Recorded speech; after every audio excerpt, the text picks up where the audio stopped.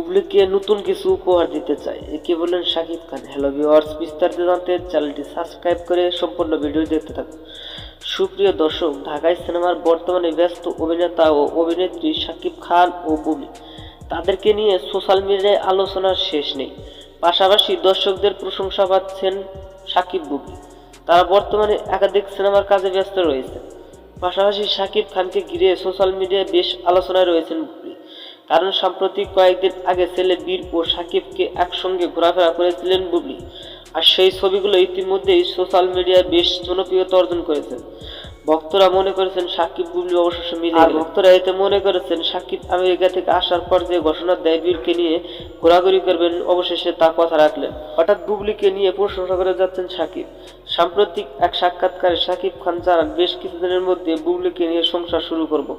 বুবলি এখনো আমাকে অনেক ভালোবাসে। শাকিব খান আরো বলেন, বুবলি এত সাদা মনের মানুষ আমাকে জানতাম না। বুবলিকে নতুন কিছু উপহার দিব, কাউকে বলবো না। বন্ধুরা, ভিডিওটি ভালো লাগলে একটা লাইক দিন এবং নিত্য নতুন আপডেট নিউজ পেতে আমাদের সাথে থাকুন। ধন্যবাদ।